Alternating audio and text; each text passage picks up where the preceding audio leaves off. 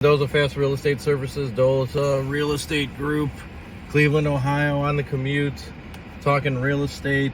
Wanted to talk to you today about the housing shortage in America, maybe particularly in Cleveland. There is a housing start shortage because they measure the demand by number of buyers that are looking to, let's say, build new. And the supply in the marketplace, and quite frankly there's not a lot of supply. There are some builders that are building some homes, but they're probably working on razor thin margins, and they're doing it because they have to, but other builders are sitting on the sideline. We're talking residential homes. We're also talking about commercial building as well. So talk to a few builders, some that like what we're trying to do is do infill housing on some of these land bank and other lots that a city has demolished dilapidated homes because they're just not able to be rehabbed, and they're causing a blight in the neighborhood. Now the lot is empty, but they're looking for builders to build new homes at an affordable price. So an affordable price in Cleveland for a single family home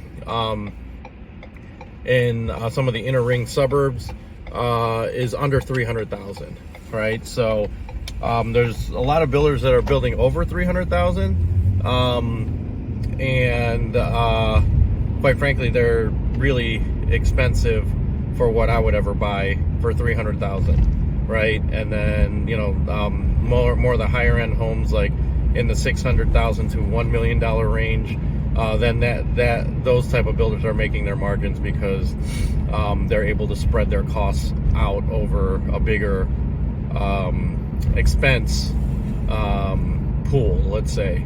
But when you're working with a house that's priced at 250 to 300,000, it's harder to cut costs on that spread of an expense. Most of the expense, from what I've seen, is probably between $150 to $200 a square foot. So if a house is 1,000 square feet, it costs $150,000 to build, right? So, but most houses in the area, your typical 3-family, 2-bedroom has to be at least 1,200 to 1,300 square feet.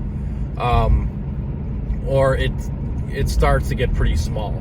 Even 1,200 to 1,300 square feet for 3-bedroom, 2-bath is pretty tight for today's market.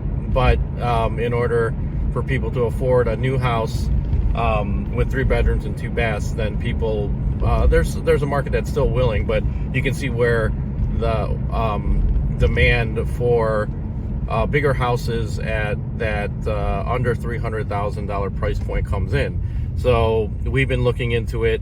The biggest costs are materials and labor, and really what causes the issue of making a profit on a house is the labor portion, because you have a lot of skilled labor involved: plumbers, HVAC, electrical, carpentry, foundations, roofing, everything else in between that they want to get paid because inflation is high, and obviously people are raising their prices because their costs are going up. I'm not going to talk about who's to blame for that or what have you, but they're not able to be competitive to allow builders to build to make a profit. So where does that leave us as investors and developers? What's going to happen is we're going to figure out a way to get cheaper labor, right? How do you do that? I don't know. Like, you tell me. Making things more efficient, so that you can cut costs on the labor side, so that you can pass that on to the consumer. I don't know what that might be. Some builders, for example, are using undocumented workers, right? So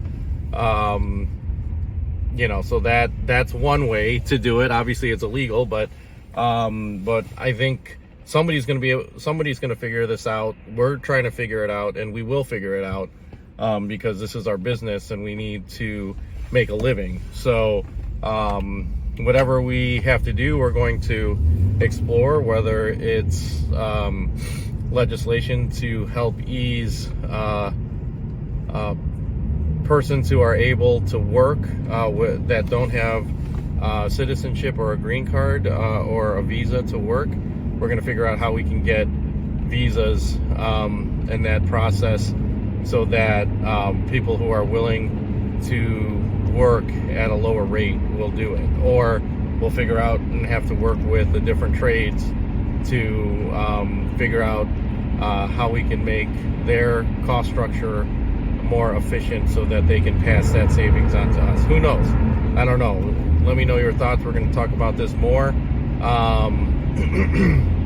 in the future, and whoever figures it out first is going to win in this current market, because I don't think this market's changing anytime soon. My prediction, it's going to stay stagnant like this until after the election of next year, and even after that, unless there's some drastic changes in legislation and other state, local, and federal incentives for people to build, then it's not going to happen. This just won't. So stay tuned for that. We'll keep you apprised on what we're doing. But if anybody wants to reach out, talk about it, let me know. You can always reach me at 440-941-3692. That's my direct cell phone number, 440-941-3692.